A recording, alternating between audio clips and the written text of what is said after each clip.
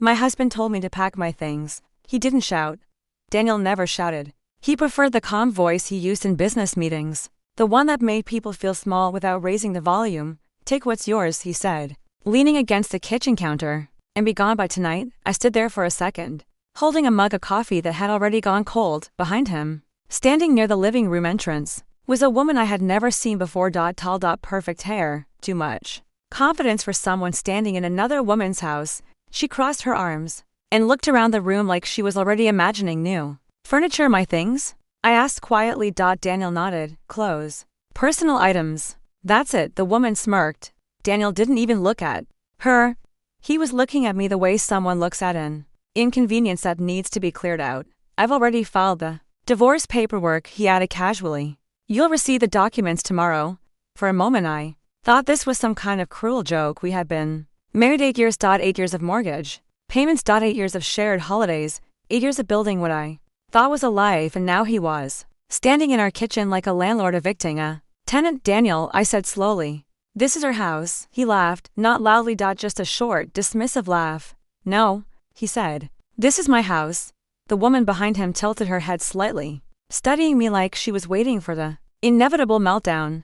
But something about the way Daniel said it made my stomach twist. Not because he sounded cruel, because he sounded certain, and certainty means someone believes they already understand the entire situation. That kind of confidence can be very dangerous for them. Let me get this straight, I said.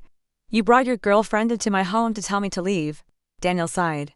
Don't make this dramatic. The woman stepped forward. Actually, she said sweetly, it is kind of dramatic. Daniel finally looked at her and smiled. That smile that I had seen it for years. Investors loved that smile. Clients trusted it. Women believed it. And now I was pointed at someone else. This is Ashley, he said casually. Ashley extended her hand. Nice to finally meet you. I didn't take it. She lowered her hand slowly. Awkward silence spread through the kitchen.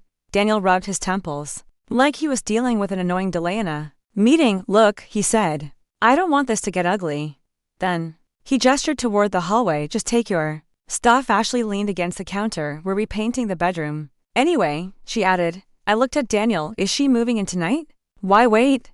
He replied. Ashley smiled again, a slow smile. The kind people use when they believe the story has already ended. Something strange happened then. Instead of anger, I felt calmed. A quiet kind of calm that creeps in when your brain begins to rearrange reality, because suddenly I remembered something very specific. A meeting 7 years ago. A lawyer's office, stack of documents. And Daniel saying, just put my name on everything. It's simpler that way. At the time, I had not a. Simpler was easier. Simpler avoided arguments. But simple paperwork often hides complicated truths. I set my mug down on the kitchen counter. Daniel, I said, did you ever actually read the property documents? He frowned slightly. What documents? The house. His expression didn't change, but something flickered behind his eyes just for a second. And that second told me everything. He hadn't. Ashley rolled her eyes. Oh my God, she muttered. Is this going to turn into one of those scenes? Daniel straightened his posture. Listen, he said, his voice tightening slightly. You signed the mortgage with me, yes? I replied, and my income secured it. That's true. And the house was purchased after our wedding. Yes, Daniel spread his hands like he had just proven something obvious. So, I'm not sure what point you think you're making. Ashley laughed softly. Maybe she thinks the house belongs to her. Daniel chuckled, but I didn't laugh. Instead, I walked slowly toward the living room bookshelf. Daniel watched me. Confused, I pulled a small folder from the bottom drawer. The same folder I had placed there years ago. The same folder Daniel had never opened. I placed it on the kitchen island. Ashley leaned forward slightly. What's that? Paperwork, I said. Daniel didn't move. Paperwork for what? For the house. He sighed again. You're wasting time. Am I? I opened the folder. Inside were several documents: the property title, the trust registration, the ownership certificate. Daniel glanced down. Then he looked back at me. Then down again. His confidence cracked just a little. What is this? He asked. Documentation. Ashley stepped closer. Daniel? She said quietly. He ignored her. His eyes were moving quickly across the page. Reading. Processing. Understanding. And the moment understanding arrived, his face changed. You put the house in a trust? He said slowly. Yes. When? The day we bought it. Ashley looked between us. What does that mean? Daniel didn't answer. He was staring at the line printed near the bottom of the document. Beneficiary. Primary owner. My name. Only my name. Silence filled the kitchen. Ashley blinked. Wait, she said.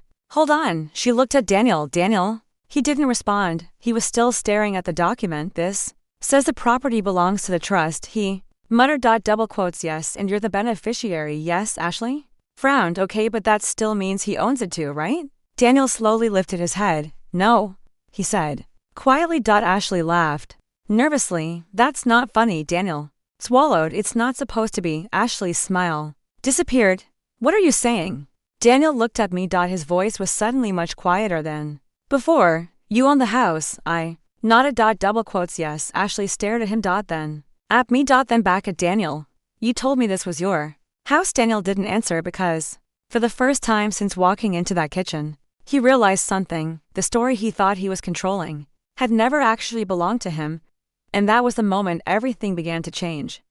Daniel was still holding the papers, but he wasn't really reading them anymore. He was staring, the kind of stare people get when their brain is trying to reject what their eyes already confirmed. Ashley was the first to break the silence. Daniel, she said slowly. Tell me she's joking. He didn't, answered. Ashley stepped closer to him and grabbed the document from his hands. She scanned the first page quickly, then the second. Her eyebrows were upon together. What is this? She asked. It's a trust. Daniel muttered. Double quotes. Yes, I can see that, she snapped. But your name isn't here. Daniel ran a hand over his face. That's because the trust owns the house, and the trust belongs to her, Ashley said, pointing at me. Daniel didn't reply. The answer was already written. Ashley looked at me again. Her expression had changed completely. 10 minutes ago she had been leaning against the counter like she owned the place. Now, she looked like someone who had accidentally walked into the wrong building. So, wait, she said carefully. You're saying we just kicked the owner of the house out of her own house? I didn't respond because sometimes silence is more effective than explanation. Daniel finally cleared his throat. This doesn't change anything, he said, but the confidence in his voice was gone, doesn't it? I asked calmly. It's still marital property, he insisted. We bought it during the marriage. I folded my arms. Did you read the rest of the document? Daniel froze. Ashley glanced down at the pages again. What rest? I slid another sheet from the folder. A legal summary. Daniel grabbed it quickly. His eyes moved faster this time, then slower. Then they stopped. What is a protected asset clause? Ashley asked. Daniel didn't answer. He was too busy realizing something very unpleasant. Daniel? She pressed. He finally looked up. The trust was created with inheritance funds, he said. Ashley frowned. And that makes it separate property. Her face went blank. So, what does that mean? Daniel swallowed. It means. He stopped because saying it out loud would make it real. Ashley leaned forward. It means what?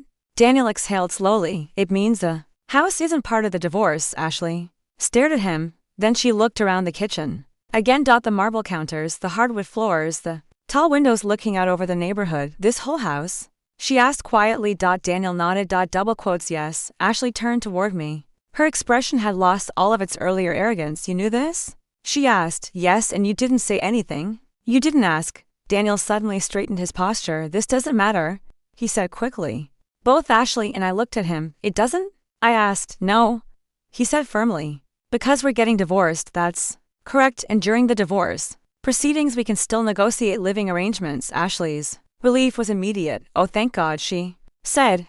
But Daniel was wrong again. I walked toward the hallway and picked up my phone from the table. What are you doing? Daniel asked, calling someone. Who? My lawyer. Daniel laughed again, but the laugh sounded forced this time. You don't need a lawyer for this, he said. I think I do.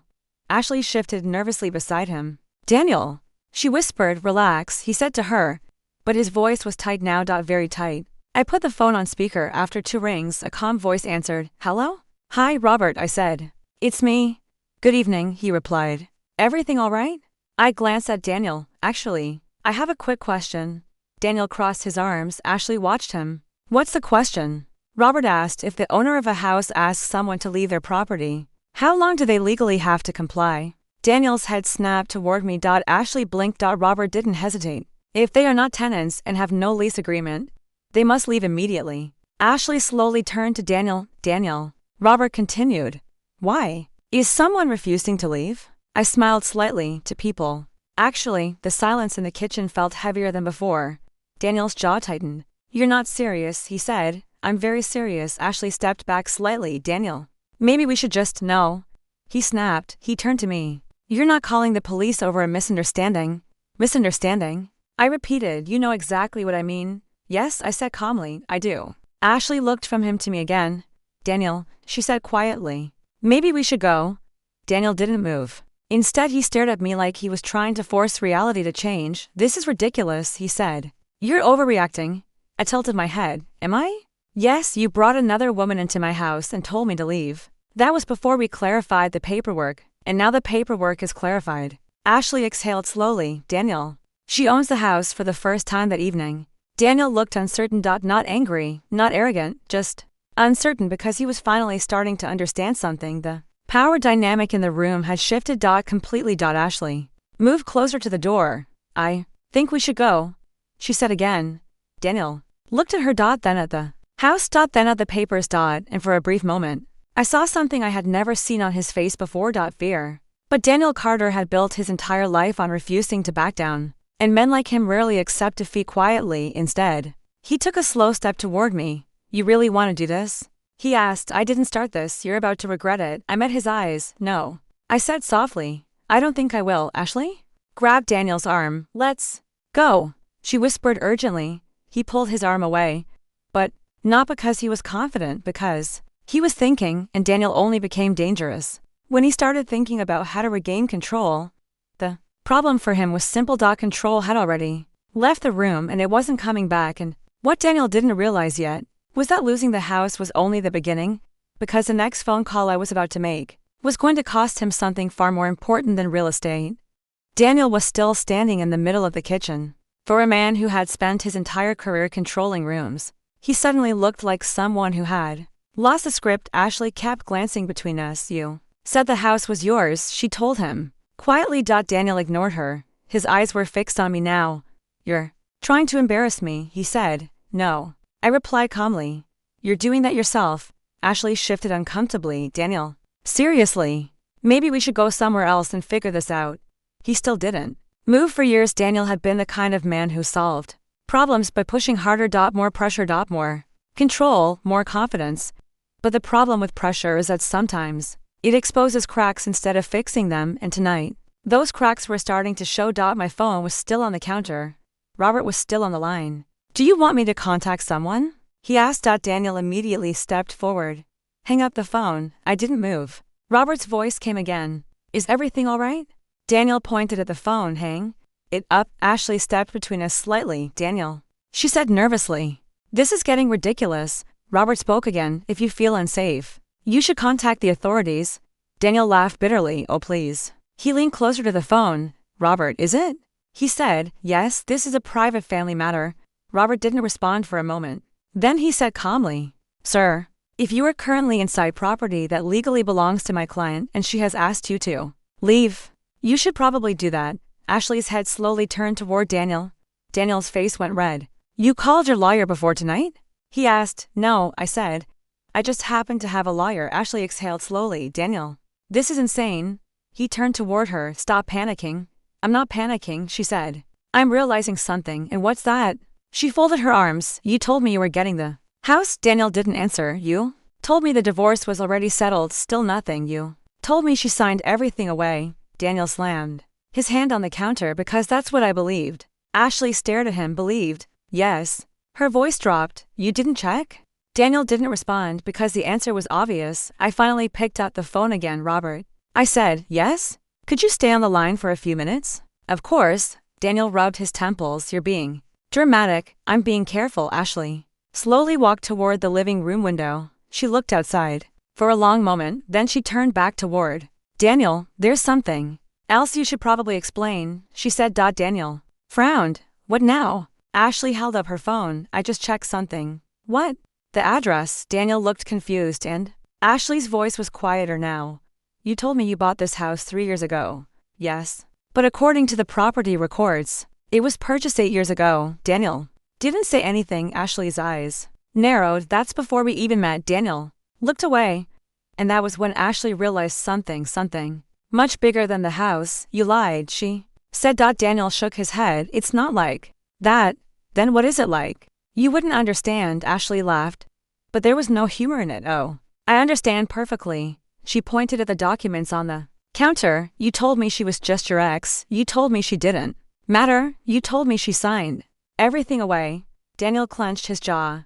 Lower your voice. Ashley stepped closer to him. No, the kitchen suddenly felt much smaller. Because now the room didn't contain two people. Against one. It contained three people. Realizing the truth at the same time. Ashley turned toward me. Did you know about me? She asked. Yes. How long? About a year. Her eyebrows lifted. And you didn't say anything? No. Why? Because people reveal themselves when they think they've already won. Ashley stared at me for a moment. Then she looked back at Daniel. Wow. Daniel snapped. Enough. Ashley ignored him. So let me get this straight, she said slowly. You're still married, yes? You don't own the house. Silence. And now the lawyer is on speaker. Robert's voice calmly confirmed. I'm still here. Ashley shook her head. Unbelievable. Daniel suddenly grabbed the folder from the counter. This conversation is over. Ashley folded her arms again. Where exactly do you think we're going? Daniel hesitated. Because for the first time that night, he didn't actually have an answer. Then my phone buzzed. A text message appeared on the screen. From someone Daniel knew very well. His boss. I opened the message. Daniel noticed the name. His eyes widened slightly. What is that? A message from who? I turned the screen toward him. His boss's name was clearly visible. Daniel's face went pale. Why is he texting you? I looked at the message again. Then I looked back at Daniel. And I said the words that finally shattered the last piece of control he thought he still had. Because, I said calmly, I spoke with him this afternoon. Daniel stared at me like he had just realized the floor beneath him wasn't stable anymore. Ashley looked between us again. What does that mean? She asked. Daniel's voice was barely above a whisper. What did you tell him? I didn't answer right away because sometimes timing matters more than words. Instead, I looked at the message one more time. Then I read it out loud. And the moment the words left my mouth, Daniel understood that losing the house was only the beginning. Asterisk. Daniel stared at my phone. His boss's name was still glowing on the screen. For years that name had meant security to him. Promotion. Bonuses. Reputation. Now it looked like a warning. What did you tell him? Daniel asked again. Ashley looked confused. Why would his boss be texting you? She asked. I didn't answer immediately. Instead, I read the message out loud. Daniel needs to come to the office tomorrow morning. HR will also be present. The room went completely silent. Daniel's face drained of color. Ashley blinked. HR? She said. Daniel grabbed the phone from the counter. He read the message again. Then again, like if he looked at it enough times the words would change. They can't do this, he muttered. Ashley looked at him. Do what? Daniel ran a hand through his hair. This is ridiculous, Daniel, Ashley said slowly. Why is HR involved? Daniel didn't answer. Instead, he turned to me. You called my boss. Yes? What did you tell him? The truth. Ashley's voice was quiet now. What truth? I leaned back against the counter. The truth about the company credit card. Daniel's head snapped toward me. Ashley frowned. What credit card? Daniel pointed at me. She's lying. I shook my head slightly. No. Ashley's eyes moved between us again. Daniel? He exhaled sharply. This is blown out of proportion. Ashley crossed her arms. Then explain it. Daniel hesitated. And that hesitation was all Ashley needed. What did you do? She asked. Daniel avoided her gaze. It's nothing. Ashley's voice hardened. Daniel. He finally spoke. I used the company card a few times. Ashley laughed nervously. Okay? So what? Daniel didn't respond. How much? She asked. Silence. Double quotes. How much, Daniel? He rubbed his face again. Ashley's voice dropped. Daniel. How much? About $40,000. Ashley froze. $40,000? Daniel looked up quickly. It wasn't all at once. That's not helping. Ashley stepped back like she had just been burned. You told me you were paying for everything yourself. Daniel's patience snapped. Because I was going to. Ashley laughed again. But this time it sounded angry. You bought me a watch with company money? Daniel said nothing. You took me to Miami with company money? Still nothing. Ashley stared at him. Oh my God, Robert's voice came from the phone again. I assume that answers your question. Daniel grabbed the phone and turned off the speaker. But the damage was already done. Ashley looked at me again. You told his boss all of this? Yes, when? This afternoon. Daniel slammed the phone back onto the counter. You had no right. I tilted my head. No right? Yes, you reported me. No. I said calmly. I reported fraud. Ashley whispered. Fraud? Daniel pointed at me again. This is revenge. No. I replied, this is consequences, Ashley? Suddenly looked around the house again. But this time her expression was different, the excitement was gone, the confidence was gone. Now she looked like someone realizing they had stepped into a situation they didn't understand. You told me you were getting a promotion, she said quietly to Daniel. I was. You told me you were about to buy a new house. Daniel didn't answer. You told me we were moving in here temporarily. Still silence. Ashley shook her head slowly. Wow. Daniel tried to regain control. This doesn't change anything, he said. Ashley looked at him like she didn't recognize him anymore. It changes everything. Just then, headlights flashed through the living room windows. Daniel looked toward the door. Who's that? I glanced outside. Probably the police. Ashley's head whipped toward me. You called the police? I asked them to remove 2 people from my property. Daniel laughed again. But the laugh sounded desperate now. You're unbelievable. I shrugged slightly. You refused to leave. Ashley whispered. Daniel. There was a knock at the front door, a firm knock. The kind that ends arguments. Daniel stood frozen. Ashley looked like she wanted to disappear. I walked toward the door. When I opened it, 2 officers were standing on the porch. Good evening, one of them said. Yes, I replied. Are you the homeowner? Yes, he nodded. We received a call about trespassing. Daniel's voice exploded behind me. This is insane. The officer looked past me. Sir? He said calmly. We're going to need you to step outside. Ashley covered her face with her hands. Daniel stood there for a moment, completely stunned. Because in less than 1 hour, he had lost the house. His girlfriend and possibly his career. And the worst part? The night wasn't even close to being over yet. The officer waited patiently at the doorway. Police officers learn quickly that silence often makes people reveal more than questions. Daniel finally stepped forward. This is ridiculous, he said. His voice had that familiar tone again, the one he used with employees who disappointed him. Authority. Confidence. But it sounded different now because authority only works when the room believes you have it. And right now, no one did. Sir, the officer said calmly, we're not here to debate this situation. We just need everyone to step outside while we sort this out. Daniel laughed bitterly. Sort what out? This is my house. I didn't say anything. Instead, I simply handed the officer the property document from the folder. He scanned it quickly. Then he nodded. All right. He turned back to Daniel. Sir, according to this, the property is registered to her. Ashley slowly turned toward Daniel. Again, you told me it was yours, she whispered. Daniel ignored her. I live here, he said to the officer. The officer shrugged slightly. That may be, but the homeowner is asking you to leave. Daniel opened his mouth again. Then closed it. Because arguing with police officers works about as well as arguing with gravity. Ashley looked like she wanted to melt into the floor. The second officer stepped forward. Sir, we need you to come outside. Daniel stood there for a few seconds longer, then finally walked toward the door. Ashley followed slowly behind him, and just like that, the man who had tried to throw me out of my own house was the one being escorted out. The night air outside was cold. The officer stood near the driveway while Daniel and Ashley stepped onto the sidewalk. I remained near the doorway. Watching. Ashley wrapped her arms around herself. This is insane, she muttered. Daniel paced back and forth. I'm going to fix this. Ashley looked at him.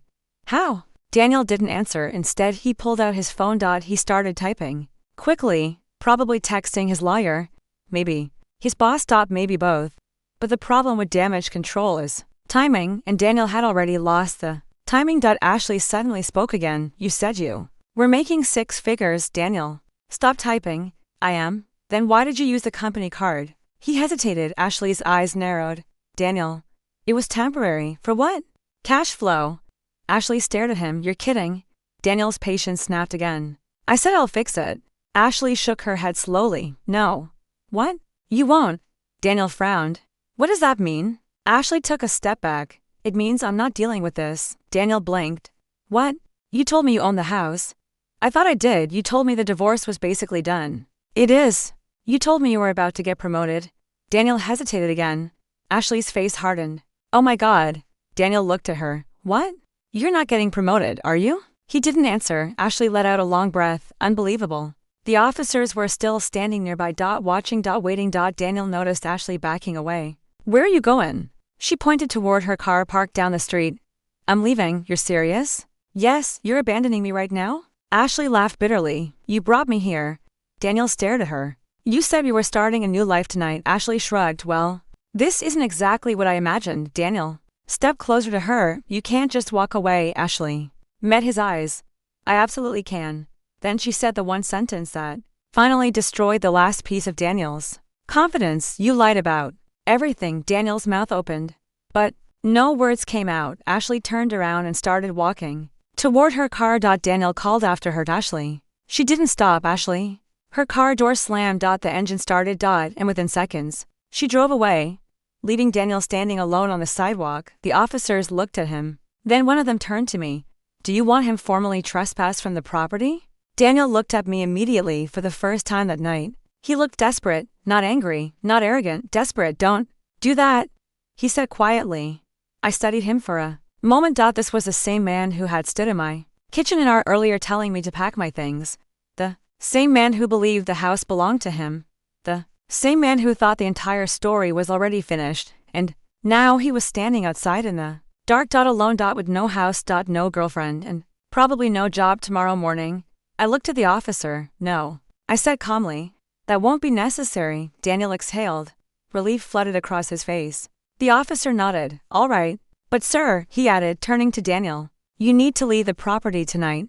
Daniel nodded slowly. I understand. The officers returned to their car. The street became quiet again. Daniel stood there for a long moment. Then he looked up at me.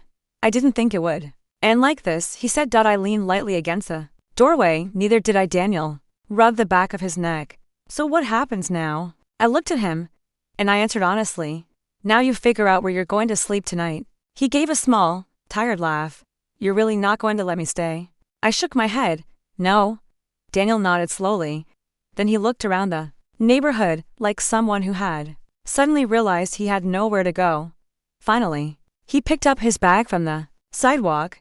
He looked at me one last time. You always were the smarter one, he said quietly. I didn't respond. Because sometimes the most powerful ending is silence. Daniel turned and started walking down the street. The same street he had once proudly driven down believing he owned everything. And as he disappeared into the darkness, I closed the door.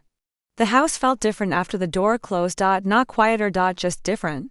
For years that house had been filled with noise. Daniel's phone calls, late-night work conversations, the constant rhythm of someone who believed the world revolved around his schedule. Now there was only silence, real silence. I walked slowly back into the kitchen. The folder with the documents was still on the counter, to empty glasses. A chair Ashley had pushed back when she stood up. Small signs of a night that had changed everything. 8 years of marriage had ended in less than 2 hours. But the truth is, it had been ending for much longer than that. I cleaned the kitchen slowly. Not because it needed cleaning. Because sometimes routine helps your mind settle after chaos. The police lights were gone. The street outside was quiet again. And for the first time in a long time, I felt something unexpected. Relief. Not happiness. Relief. The kind of relief that comes when something heavy finally leaves your life. The divorce process took 6 months. Daniel tried to argue at first. His lawyer pushed for shared assets. But the trust documents were clear. The house wasn't part of the marital property. That argument ended quickly. The bigger problem for Daniel turned out to be his job. The company investigation confirmed what his boss already suspected. Misuse of corporate funds, nothing criminal, but enough to destroy trust. And trust is the currency companies care about most. 3 weeks after the night at the house, Daniel was fired. Officially, it was called termination due to violation of company financial policy. Unofficially, everyone knew exactly why. I heard about Ashley once more after that night. Not directly. Through a mutual friend. Apparently she had posted something online. A long message about learning to recognize red flags. Daniel's name wasn't mentioned. But the timing made it obvious that relationship ended almost as quickly as it had started, which, honestly, wasn't surprising. People who enter someone else's story rarely stay long. About a year after the divorce, I saw Daniel again. Not planned. Just coincidence. I was leaving a grocery store downtown. He was standing near the entrance talking to someone. He looked different, not older, just smaller somehow. Life has a way of sanding down arrogance. He noticed me at the same moment. For a second we both stood there. Neither of us moved. Then he walked over. Hi, he said. His voice was quieter than I remembered. Hi. He nodded toward the parking lot. You still live in the house? Yes, that's good. We stood there awkwardly for a moment. Then he said something that surprised me. I should have read the paperwork. I almost smiled. Yes? I said. You probably should have. He rubbed the back of his neck. I didn't think you'd ever use it against me. I looked at him carefully. I didn't think you'd ever give me a reason. He nodded slowly.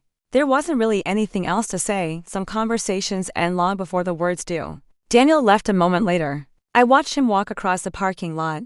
He got into an older car than the one he used to drive. And then he was gone. Just another person disappearing into traffic. When people hear the story, they usually ask the same question. Did you plan all of it? The answer is no.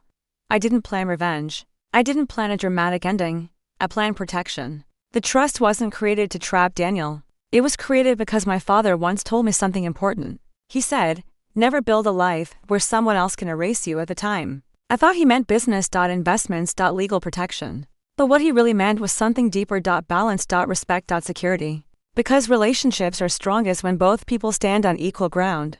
The moment one person believes they own everything, the foundation cracks. Daniel believed the house was his. He believed the marriage was his. He believed the future was his. And that belief made him careless. Careless enough to bring another woman into a house he never actually owned. Careless enough to assume the story was already finished.